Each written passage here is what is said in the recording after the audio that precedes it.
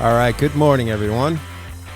Good. This is a great morning. It is. It's still February 25th, the year 2025. Welcome aboard, everybody. Just in the Crushing Iron podcast. This is episode 839. We didn't. You didn't ask, and I was No, wondering dude, if you're going to I get started it. into it, and I was like, "Fuck!" I was like, I didn't do my usual confidence building, guesstimate. So where are we? Let's try 8:34. I appreciate your optimism. Listen, man, it's that's what it is. It's just it's just positivity oozing out of the numbers. Like, man, it just feels like we've done so many more, and it's just I'm loving it. And yeah, 834 feels about right. Yeah. It feels about right. It's like one of those you read those all the time with athlete comments. You get like it was just one of those days where I felt like the power was like a lot more than what the data showed. And that's like today. I feel like it was a lot more than the actual numbers truly reflected. But Yeah. Well, yeah, I was going to say, man, it was like it's that might be the secret to life if you can kind of always low key think that maybe you're just a little bit better than you really are. Kind of have that little bit of confidence. Yeah, it's just like belief. like we're like the 13 seed, right? Like we're always going to get a couple upsets in the tournament. We know we're okay. We don't have any expectations. We just go out there and play. We probably think we're a little bit better than we are because we probably won our like mid-major tournament. But hey, watch out for us, baby, come tournament time. Yeah, got nothing to lose, throwing shit to the wind. Exactly. Being Hope free. you all had a great week, and I've thawed out completely. I'm sure you're not totally thawed out, but I'm sure you're getting a little bit of the sunshine that a lot of us are getting here in the Midwest. A nice little respite from the frozen tundra that has been the last 2 weeks. Like it was just insanely cold last week. And now I'm going to talk about how little these kids goes to school here. And then, man, over the weekend, Sunday, it was like, it's just funny, like how, people can want to do nothing when it's cold, and it just how much it does affect us, like what it looks like outside, what it feels like outside, what everyone else talks about how it's outside. Then all of a sudden you get a little bit of sunshine and a little bit of warm weather. Snow's gone and people are out Sunday, it's like, Wednesday was -20. Yesterday, I was coming home and from the grocery store, people are out on their bikes riding on the road. I was like, that's just crazy how, and then everybody's out walking their dog. And it's like we come out from hibernating for 2 months and everybody's got more energy. Everybody's more enthusiastic. People are more positive, running back outside again. It just reminds you, one, how, I think we can relate it to the weather, but also how much we truly crave wanting to move and be active. Because it wasn't like the sunshine and the warm weather just like made us get up off the couch. It just lowered lowered the barrier of entry, removed an obstacle to get out there and do it. But I think it just shows you like how much we actually crave that movement, and I think like how much we crave doing things where we can see other people also doing things. And I think that's something like, because I know, for me, like, we've already had like our waving discussion on the Greenway part before, but it's like I always love seeing people out being active, right? Whether it's kids on bikes or older folks walking with their spouse, or people going out and like jog walks, just anything to move. You're like, man, good for you, because you made a decision when you could have sat on your ass all day long and pop Cheetos and watch TV. You're like, what's gonna be good for me today? I'm gonna get out. I'm gonna get some vitamin D. I'm gonna get some exercise, right? And which is crazy because everyone knows that that exercising and being outside and doing it with other people, all those things are great for you mentally, emotionally, and physically. Yet somehow we, as a society, are still so resistant to like listening and adhering to that. And so I think, yeah, it was just, and I think other people get, you look out the window and you see people walking by and you're like, you know what, I should get out there and do that. Like, oh, they're outside and maybe I should too. And I think everyone does that. And like, they get energized by seeing people out, and you're like, yeah, kind of gives you like that little bit of extra energy, right? Seeing someone else out there working hard, regardless of what, their relative level of hard is. It's all effort, right? And if we're all putting it in, I think it kind of raises the bar in terms of like giving us energy, and not so much about feeling alone, but I think we all elicit a certain type of energy, whether it's positive or negative. But when you get the sunshine out, people are outside, it's like positive energy stacked on top of each other, and then it just kind of momentum carries. Yeah, I mean, I have a theory on I think that there's natural energy in the universe, and like the sun is a part of that, and like warmer weather, and your body doesn't have to try and warm itself up. It just feels more natural, and it can kind of glide and flow with the energy of the day or whatever. And then, but like you're saying, yeah, more people come out, and then there's energy. I always talk about race energy and how I depend on it, how there's people around. It always makes me kind of dig a little deeper or feel like I have more energy or whatever. But then if it's a shitty day, like a rainy, cold day, that's the kind of that put the hoodie up and just kind of lock inside. It's almost like you really have to go inside your own energy is a little bit more when the weather's off. And I think it's better to train that way in the sense of, kind of throwing expectations out a little bit and just really kind of being in your breath and moving in the conditions. Cause the more you try and think about them or get outside of them, the more energy you're taking. So it's just interesting. I just think, the weather breaks, and I always tell athletes to sort of trust the, unfolding of the universe as the weather gets better, because you always just tend to have more energy and go for more, optimism about going for something longer or whatever. It is kind of crazy, right? But it's also like, just, I think, goes to show us like that while that lasts for a period of time, it doesn't last forever. Right. Even like throughout the year, as athletes, and we kind of look at, it's because we see this as a break, right? It's a drastic change in what we've been accustomed to, right? Just like athletes not love, but, a lot of times crave change because they get tired of the monotonous nature of what endurance training can be like. And that also goes with like the weather, like you're comfortable being inside. You get probably a little too comfortable being inside on the treadmill, on your trainer, in the pool. And then all of a sudden you're like, man, now we're outside, and it's like outdoors, and I'm outdoor every day. Sometimes that can also be exhausting, but sunshine ain't always going to cut it, and being around other people isn't always going to cut it, because then you depend on those too greatly, right? And you're like, oh, the weather's going to be perfect, I have the energy. Because let's be honest, like, if it was that easy, then no one would miss a workout from late March to third week in November, right? Because it's like, more oftentimes than not, it's sunny. More oftentimes than not, you can always do something outside, like at least run and ride outside, depending on where you live. Some people ride outside all year long, and then swimming outside, maybe like May through September, October. So like you don't get that constant kick and that constant, motivational dump. You got to look for it elsewhere. And I think that's what you kind of want to talk about today after the weekend you guys had up at your place. But it's just like the positive peer pressure and all, allowing it to, infiltrate, your level of motivation and your level of commitment, but also making sure you don't always depend on that. I think doing things in a group and doing things other people are doing things outside or inside or anything with change, like that's always good, right? Because listen, you can't always do it with a group. Even if you have a group run or a group ride or a group swim that you go to, you don't wake up with all those people. You wake up alone at your house in the dark, if it's a morning session, and you still got to set your alarm, and you still got to get up. So you might have that, like, little taster that's like, little extra, energy boost. It's like, but if I get up and I do this and I make it through the first little bit, then I'll get to work out with people, and then I'll come home. And so you get that, but that won't always be there. And so I think it's, like you said before we went live, it's like, it's an interesting topic to kind of unlayer in finding, again, like I think we're always, and maybe not everybody, because some people are like robots and they get up and they get it done no matter what, doesn't matter what's going on in their life. They just check the box and they're undeterred 24/7. And while it's also admirable, sometimes you're like, are you okay? Like, is something wrong with you? Because you never make a mistake, you never miss, and that doesn't seem right.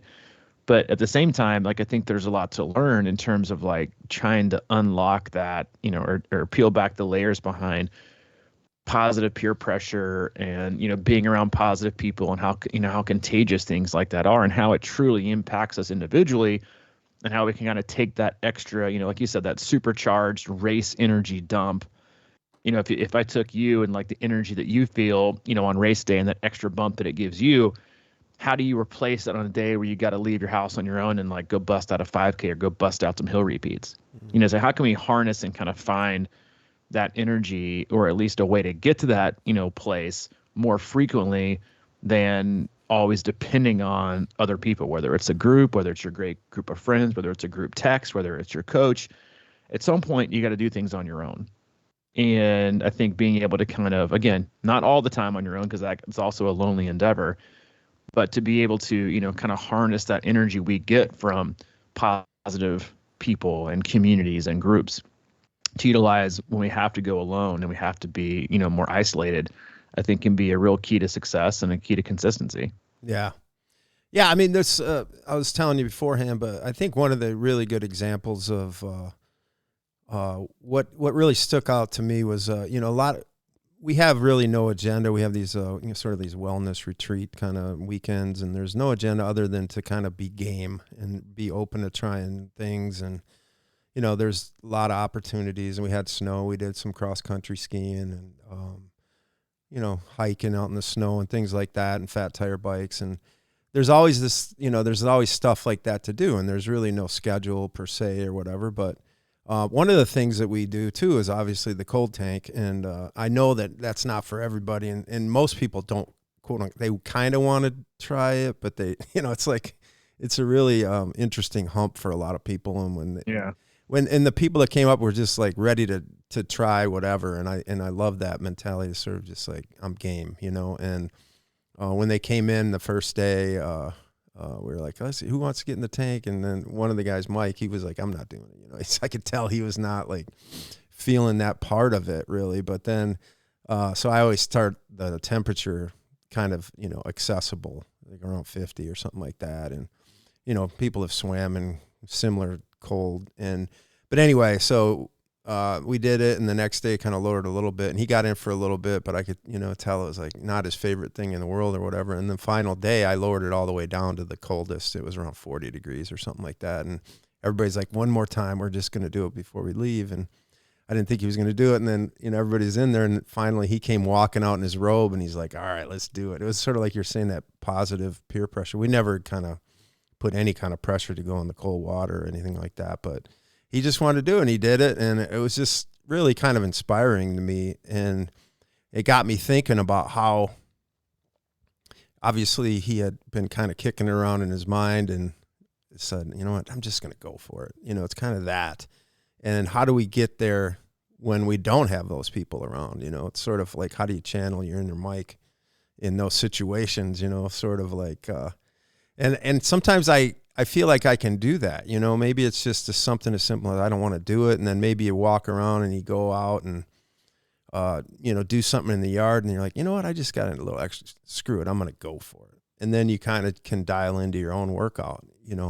I just think those types of mental switches are really interesting, how you can kind of be in one place and then just say, you know what, it's almost like, they always talk about, if you knew how many days you had left, would you, do something? It's almost like kind of keeping that front of mind. It's like time, we don't have forever, so it's kind of this thing of, taking advantage of something when you think of it and not overthinking it. It's sort of this, I'm going to go do this, and not, putting too much thought into it and just kind of taking action. It's sort of like, how do we create action within ourselves without external motivation? And it's probably just a habit, or it's probably just a muscle that you need to keep working. And that's what I've always said about that, just getting in the cold water. I feel like that's what it does to me. It kind of helps me build that muscle to do other things too, So there's a lot there. I think we all face it all the time. And I'm just real curious about it, to just discuss it, because I'm sure this feeling. I mean, everybody knows it. It's sort of like how you can go from 0 to 60 in 3 seconds or whatever. And the other days you just stay at 0. Mm. It's like, that quote, don't think, just do. Mm-hmm. I've never met anybody that said, yeah, the longer I put something off, the easier it got. It's like and it's, like probably a good example is like, it's the winter, you're going to walk on the pool deck, you look at the pool and you're like, God, that looks cold. The longer you wait, the temperature of the pool is not going to change, period. just because you walked on deck and assumed it was going to cold and you're putting it off. You're doing like, 40 different arm circles on the left, 40 different arm circles on the right. You're stretching a little bit. You're hoping and praying someone walks on the pool deck to like take the lane. You're like, oh, go ahead, man. I'm still loosening up a little bit. Go ahead. Get you some in, because you're just putting it off.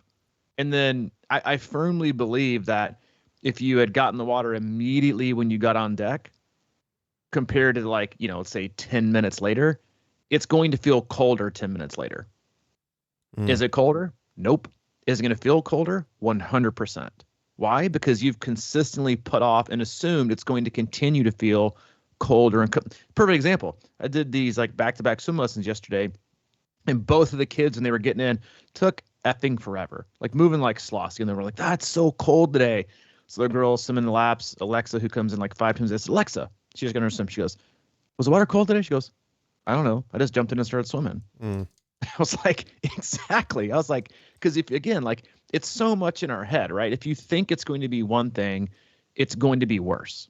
And the longer you put it off, the harder it's going to be. Like, as our anxiety kind of builds up and it is just like, it's amazing how much resistance we can create in ourselves through our thought pattern, and is the workout, you and I see this, daily.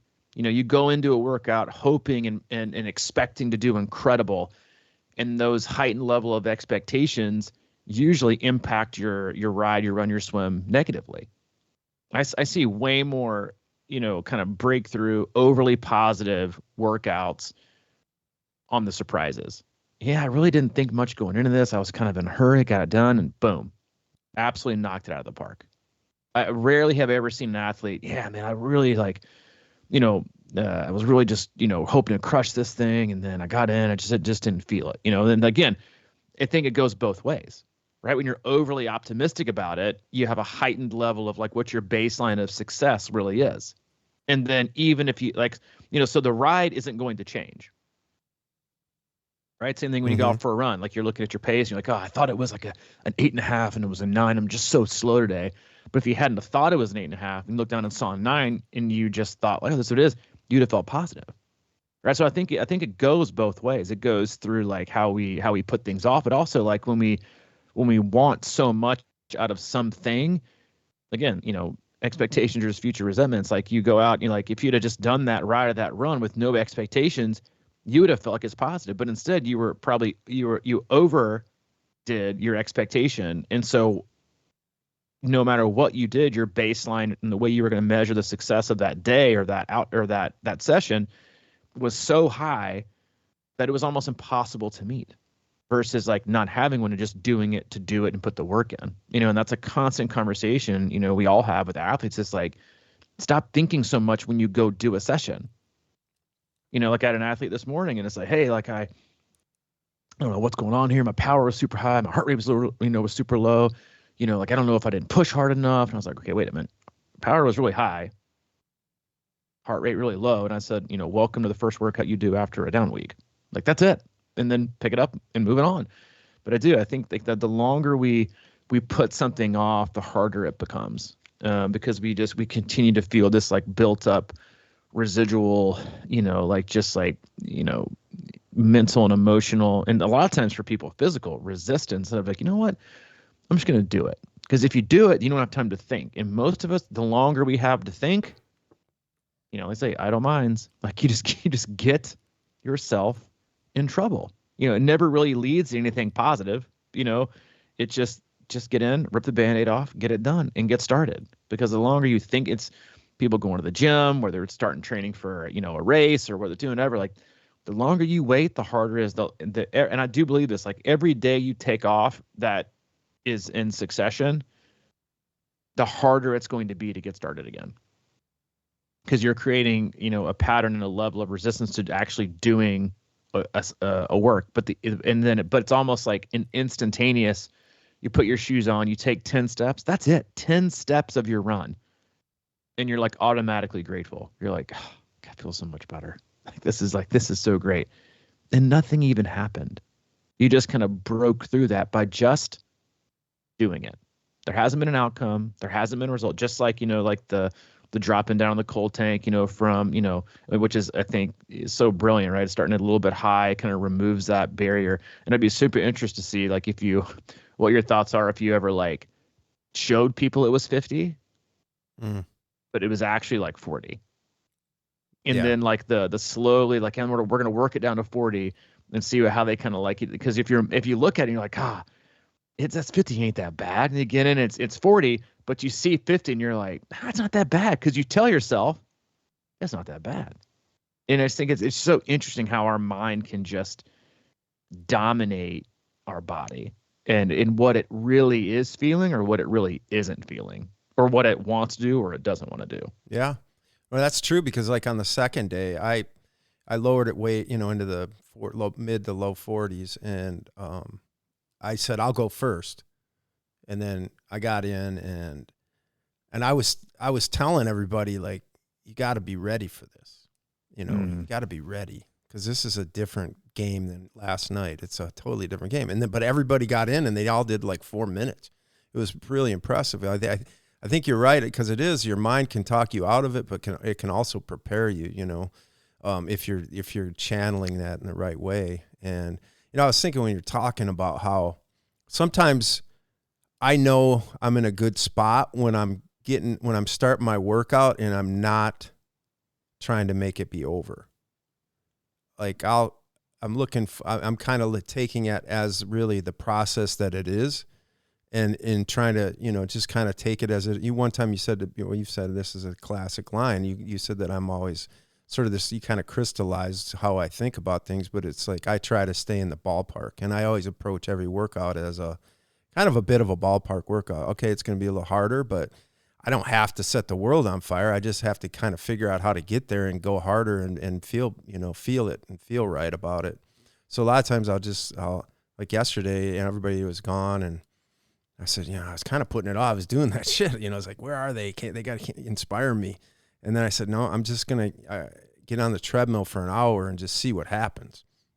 And I just got on there, started walking, and that was sort of my bridge into everything. And I just kept walking for a while. I think maybe like the first 20 minutes. And then I just was like, all right, I feel like running now. And I started finding a run groove it was kind of, I kept it easy, but it was really interesting because I was just thinking about like, running, keeping it easy, running in such a way that it felt easy. I wasn't going like super slow, but it was definitely not fast, but I was really starting to find that like really nice balanced stroke in the run stride and just kind of in a groove. And it got to the point, where I didn't want to start, but then towards the end I was thinking, man, I could go for a long time, but I didn't want to go because it was kind of later in the day. So I didn't want to like go forever, but I felt like I could. And then I got off and it was like that was a rewarding session. It wasn't like I got on, the treadmill or the bike or something and just couldn't wait for that hour to be up. It was sort of like, I just kind of lightly cruised into that hour and then just walked away and it was like beautiful. So it's sort of, I think we do that a lot, like with whether it's work projects or whatever the case may be, we say, okay, this will probably take me 20 minutes. And then you just kind of barrel into it and you don't really, it's almost like mechanical rather than experiential. I think a lot of times modern life is so busy that we have tasks and we just want to get tasks done without actually feeling them or experiencing them. I think that workouts can turn into that sometimes too. It's like all you can think about is like the minute you get on a trainer is like just getting done. And instead of figuring out a way to actually, use it in a way that makes you feel better. I think when you said, you got in the tub that day and you're like, it's going to be really, really hard. Talking about, positive peer pressure and how we influence ourselves and what we hear and what we see based on our perception is, you're like the Wim Hof age group champion of cold plunging. And you're getting in the cold tub. And even if you weren't feeling it, but if you were like, if they saw you suffering, you would have, because of your high level of tolerance to that stuff already, that would have immediately raised their stress level. Mm-hmm. and their anxiety about doing the thing that they were about to do, just because of your response, because of how they see you, how they see your experience, how they see your expertise in that area. If they're like, oh, well, he can withstand anything, and then you show like a little bit of suffering, even like, again, even if you're just totally bullshitting them, right? You're pulling their leg, but you don't say anything until after it's done. They're going to immediately get in with more It's going to feel colder. It's going to feel harder. It's going to feel more impossible. They're going to feel less optimistic just because of that. And I just think it's like when it just goes to show, I think, how, and again, like how easily we are influenced by who we surround ourselves with. You know, the people who can't, the people who complain, the people who just want to, you know, be quiet and do their work, like the people who are always willing to, you know, say something positive, who aren't talking shit about everybody, who are, you know, there to help out when you need it. Like, you know, you, like they say, you're the sum of like your closest 5 people, like in your circle, like you are the sum of that. And when it comes to training and preparation and how we look at races and everything that we do, right, from the single session to the week to the month to the annual training plan to the race calendar, you know, how you approach things is so largely dependent on your inability to quiet things or your ability to surround yourself with the right kind of people and the right kind of attitude and the right kind of influence. You know, like, I think we talked about this, you know, a couple hundred podcasts ago, but like everyone is an influencer. Yes, some people get paid an enormous amount of money to act like idiots on social media and influence people, you know, incorrectly. But we're all influencers. We all influence and impact people by the things we say, how we act, what we do. People mimic us. You know, parents know this, you know, more than anything, is like you do things and your kid just starts doing them. And they're nothing, it's nothing important, right? But you do it and they follow that. So everything you do, whether it's good or it's bad, is impacting and influencing someone. And we also participate in that, right? Like, how are we influencing ourselves? Are we influencing ourselves by positive self-talk? Are we influencing ourselves by always ripping ourselves anew when we can't do things? Are we always self-deprecating? Are we, you know, building ourselves up? Are we way too cocky? You know, do we always complain? Do we look for the easy way out? You know, it's like this, I think, really like this nonstop investigative process of like, what's making us tick and why are we even ticking the way we are? And then if we want to make a specific change in that, because we see that we're not hitting certain areas of our life in certain ways that we'd like to be, right? Then how do we address it? Right. And it's like this, our world has come to like Facebook groups and you know, not that group chats are bad, but like, you know, just like these small groups where like, no, it's just like you're surrounding yourself with the same thing over and over and over again. You're not going to learn anything. Usually it's just, you're all continue, like, it's like pumping steroids into what you already believe and what you already are, right? It makes you feel really secure. And I don't know that that's a good thing. Like, I feel like some level of like insecurity is a positive thing because it allows us to be curious and it forces us to challenge ourselves and be always on our toes and be also a little, you know, it's like a good, I think there's a beautiful combination, and maybe it's not perfect and it changes daily, right? But I think there's like a great combo of like being an optimist and a pessimist all in one, you know, all in one day, all in 1 minute even, and how you look at things. You know, I don't think you should always be an optimist because then you're just naive, right? And you should always be a pessimist and you're always kind of grumpy and you're always super negative. There's got to be an ebb and flow. And so I think like when we try to prioritize our training and how we want to feel about it and what gets us out the door and who we're around, it's like, I think we're just so easily, you know, I think there was this is like one of our first like 150 podcasts, I think, that we did, was there was a research paper that came out talking about the endorphin dump that went through an athlete's brain when they got an immediate response or feedback from a coach or a peer. Like, even if whether it was in person or whether it was digital, like, we need those dumps. And also, like, if you're like, hey, that was terrible, then you're going to respond terribly, right? It's just how we're just so impacted now. And I think we've lowered I don't know whether it's lowered our guard of being resilient towards feedback, or that we care too much about everyone else's feedback. but we've become and I think, because I don't think it's good either. Yes, positive feedback is great, but if you're always craving positive feedback and you need that dump to get you through to be your highlight or your endorphin dump of the day, that's also not good. Because what if you don't get it? Coaches don't work 24/7. The same way it's like, you get, really, really impacted negatively from self-criticism instead of just taking it on the chin and be like, you know what, I just got to do better. And so I think like there's this huge pendulum swing in how we receive feedback and how well we do or how well. And now if we can just, again, not internalize that, but, be more focused on being intrinsically motivated and also intrinsically satisfied in the work that we want to do, and then the outcome that is shaped from it, instead of constantly needing so many things to get us to do it and then so many things to affirm us when we've done it. And I just think that that's like a really a huge trap that we find ourselves in, now with the ability to, thumbs up or applaud someone or frowny face and hate someone in a milliseconds based on what's posted on social media and the dump that we get from that, whether it's on Strava or Zwift or Facebook or TikTok, whatever it is. I mean, that's science. I mean, they've done documentaries on it, like just how much our daily,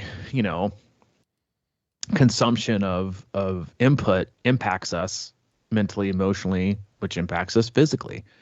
And so I think like the more you can, again, like, be able to flip that switch to where it's intrinsically motivating yourself to do X, Y, and Z, and then whatever the result and the outcome is from those, you're also, satisfied. Maybe not over the moon, and maybe not, laying in the ditch, but you're satisfied with the work that was done. Because again, like if you remove all of those, it's kind of like, going to the pool one day and you forgot your watch. I know a lot of people just had like a panic attack probably, and like checked their pool bag. Let's say you forgot your watch and you went to the pool and you didn't even, you used the clock, but you really had no idea. You didn't know what your pace was, what your average pace was, or anything like that. You're going to be happy with the work you put in. No time, no data, no comparison. You drove yourself. You got yourself there. You made the decision to get in. You got the swim done. You got out. You dried yourself off and you left. You made the decision to take time out of your day. You made the decision to not do other things, but to do a swim that was hard, that was challenging, that may or may not be uncomfortable, that, pushed yourself, that also adhered to your commitment level to want to get better at triathlon this year or get better at swimming, even though you don't, necessarily love it, all the time or want to get out of your bed when it's warm and get out there in February when it's cold. And you got in and you did the work and you put forth effort and you were out of breath, but you rested some, and some links are great and you'll admit it, and some links are shitty and you'll admit that, but then rest for just getting it done. And you get out and you get dressed and you're like, you know what? I did it. It really is that simple, because there's really no, and here's the thing, right? Is if you're happy with that session, nothing can take that away from you. No watch upload, no comment on Training Peaks, no Strava comments or likes, nothing. It's yours. You own it. No one else can take it from you. Right? And if you didn't have it, you also own it. Yep. Right? And there's nothing that can like deter you from, oh, well, that was so great. And you took one peek at your watch and you thought you were 2 seconds faster per 100, but then all of a sudden that positive self-talk and that effort and that affirmation goes right out the window. And you're like, God, I'm getting slower. This is not worth it. I compared to last week, I was a few seconds later. I really expected this, and like all these excuses follow or all these negative thoughts follow. And it's like, what are we even doing? And I just think, like, again, like the more we can limit the interference of that self-talk, and sometimes even the because again, I think there's a right balance, right, of the positive self-talk or someone getting you out the door versus getting out the door on your own. More often than not, the most successful people, they get it out on their own, and they'll do it, or they get a comment, or they get a like, or they get a love, or they get a high five or a slap on the ass. They're doing it because they just love to do it and do the work, not because it comes with something else along with it. Yeah, no, I get it's. I kept thinking when you were talking, it's kind of this doing shit versus saying shit type of thing, and I always love thinking back to how, way back in the podcast, a couple of times we talked about how, back when in the day when you were maybe not in the best place and you were just really big about posting inspirational quotes all the time on Facebook or whatever. And it just reminds me of that because like, it's so true, man. We've all gone through it. And the reality is it's, that when that's going on, that's sort of somebody in their head maybe. And I was just thinking about this weekend and Saturday morning, we woke up, it was really cold. It was still pretty cold, but it was nice. It was sunny, maybe in the 20s. And I kind of laid the groundwork when people get here. It's like, here's the options, just kind of figure it out, do what you want to do with who you want to do it with. And, we won't be super scheduled with anything. So about 4 or 5 people got up and they said, hey, we're going for a run. You want to go? And I said, I don't know. I kind of, wavered a little bit. I don't know. It was just sort of like, I'm just happy you're here. I don't know if I feel like running right now. And they didn't like keep pushing me or anything. They just kept getting dressed. And the next thing I know, they were out the door. And I was like, at that point, I said, man, I do want what then they were gone. And so I ended up getting on the Fat Tire bike and chasing them down and just rode around with them, but it was just so cool because they just did it, there wasn't any like, whatever, they just, because they wanted to go do a run, and it was just just sitting there for them. And here I was kind of feeling left out, and did the bike, and I felt good about that and everything. And we got done, had a little breakfast, and then the next thing you know, there's a bunch of people grabbing skis and going ski. It was just kind of this action versus words kind of thing. And I do think that there's so much inspirational posting out there, and to me it's just always kind of like, because I know the headspace I'm in when I start doing that. It's like I think I got it figured out in my mind, sitting around here in the recliner, and I'm just going to post some inspirational shit, but it's not real. It's like you have a thought and you just want to kind of like tell everyone that you're doing great when maybe you're not, or something like that. And I just really love the idea more and more of just kind of getting into the action part of it and being okay with it. Not having to, that's why I struggle so much with like, I used to blog all the time, and I still love to write and I still love to do it. I'm just always in this space of like, I don't want to, just always write about what I'm doing, because that's sort of what people do, and it's just a weird thing, because I was in marketing for so long, and I think marketing is total bullshit now. It's just like kind of a way to influence people to do shit that they don't necessarily want to do. You know what I mean? So it's just sort of like, I don't know. Sometimes, I mean, there was a point there when I kind of was, taking the opposite tack where I'd post like shitty workouts. Here's what I just did.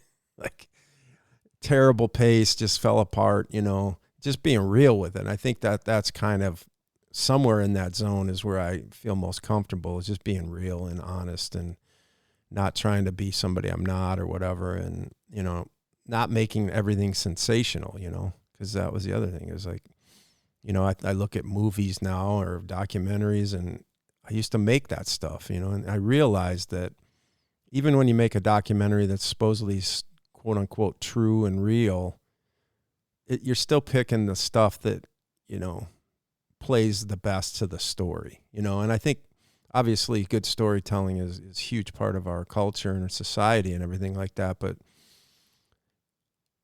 that's why I tend to, if I watch, YouTube videos or something like that, I like to just watch people that are on there talking, and it isn't perfect. It's kind of like, I guess maybe like this podcast a little bit. There's really no agenda. We're just kind of riffing on shit, and sometimes we probably sound really stupid, and I'd probably do more than often, but like, it's like, it is what it is, and you can kind of take your own thing out of it, and that we're, not really like, everybody has a little bit of an agenda. We're trying to, get people fired up or figure out ways to do, stuff better, but there really isn't. We're just kind of getting on here shooting the shit. And I think that, I don't know, that's the part of life that really, like, it's hard to believe anything anymore,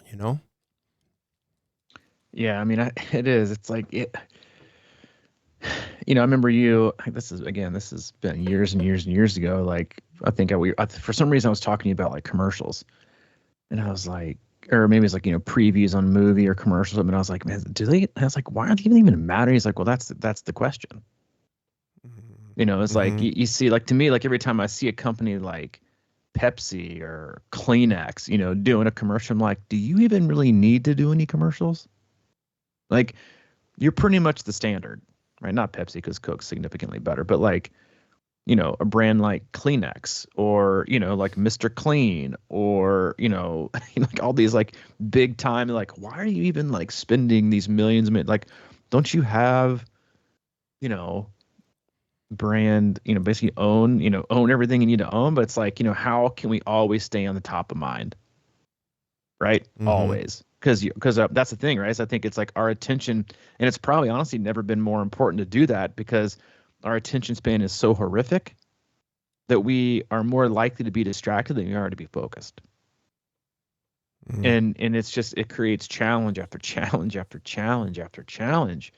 It's amazing, like, how many times I have to tell people, like, that doesn't matter. Like, just stay focused. Let's keep your eyes here, and let's just focus, the whole time on this one small thing, because it's so easy to lose focus and to do different things, and that deter you and get you away from. So like, you really are, the only focused on, not having direction, and we're not having a purpose or not getting it done. You're just all over the place. And then also goes, with the workouts that we do and how focused you are when we do them. You get in the pool and you're not focused, and all of a sudden you've done half it and you're like, I don't even know what set I'm on. I don't even know, what the set is. I had my mind wander, which, listen, it's common, especially in swimming, because it's like the only time that our brain gets, I think, like free range to just sort through things, whether it's work or relationships or life or whatever it is. It's like you're distracted less. So I actually think it's like a positive, and from like a mental standpoint, that you get to get in the pool and like work through all these things. But elsewhere, it's just like you were doing one thing that's like, wait a minute, what was I doing again?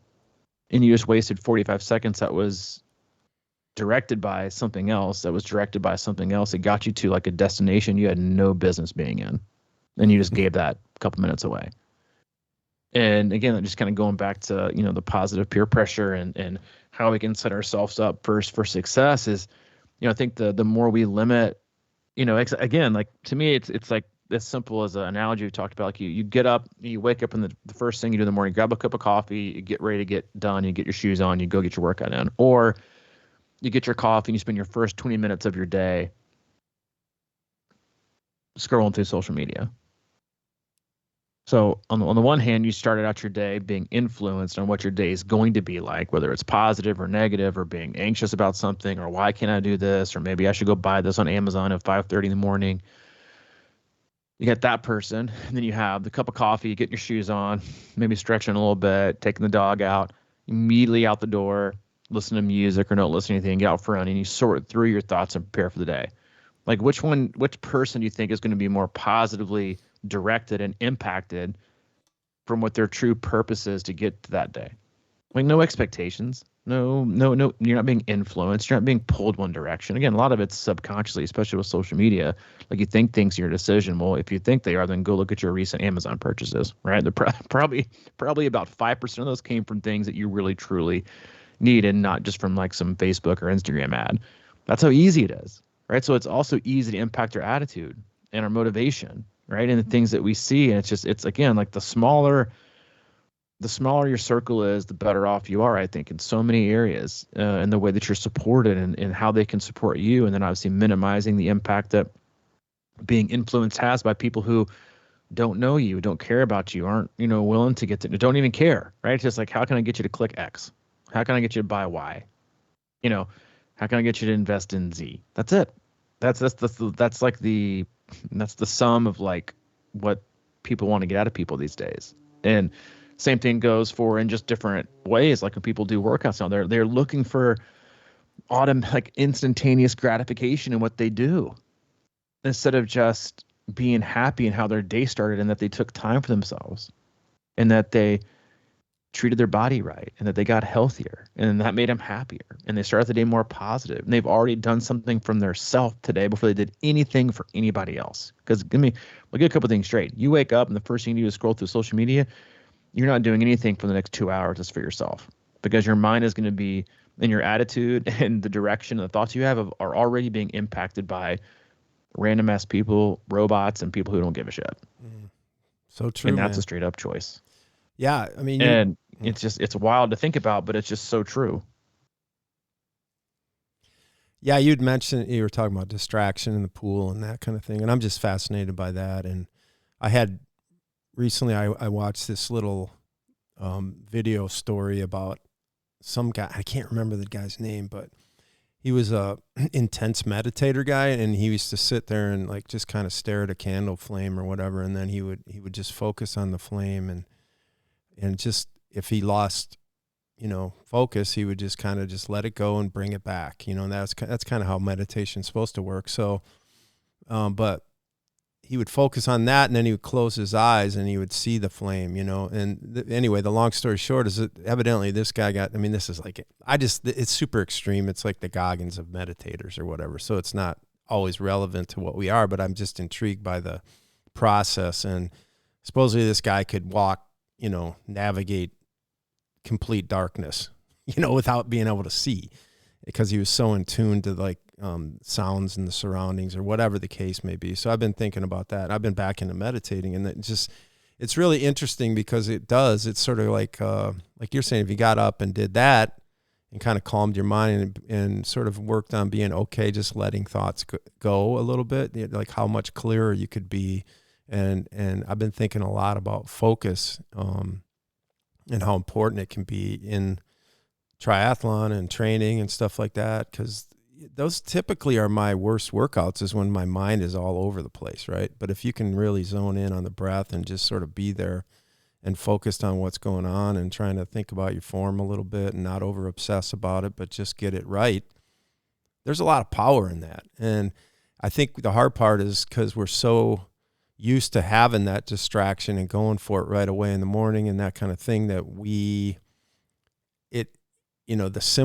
super simple stuff feels boring once you go into it. But I think over time, it really kind of helps you amplify your ability to just, find pleasure in the simple things.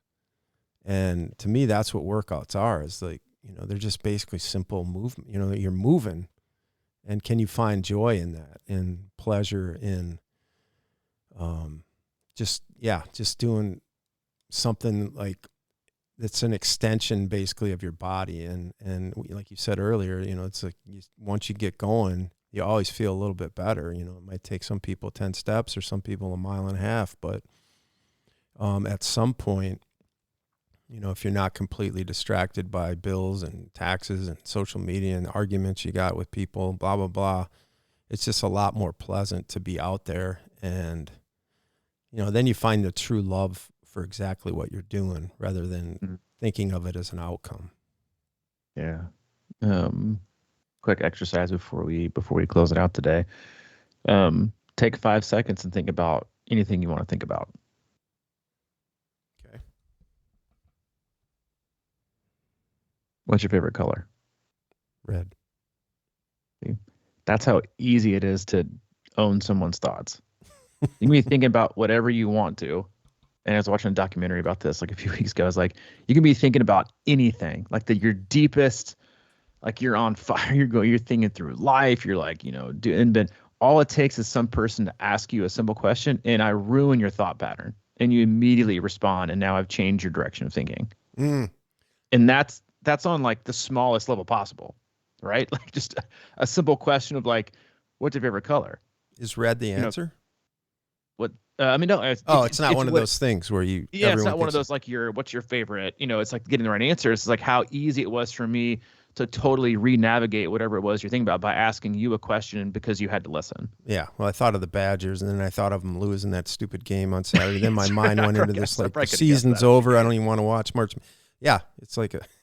Yeah, it's just like, it's so like when you, that's like the again, like a different way, but the same model of like, you do a workout and your thoughts are great and everything about it is amazing. And then you look at your watch or you look at the Training Peaks upload and it comes across as negative, and now your whole thought pattern has changed. And it's again, like we have to remind ourselves too. And again, it's challenging, right? Like I'm definitely not perfect at it. But it's just like the less we can allow ourselves to be impacted, the more positive the outcomes are.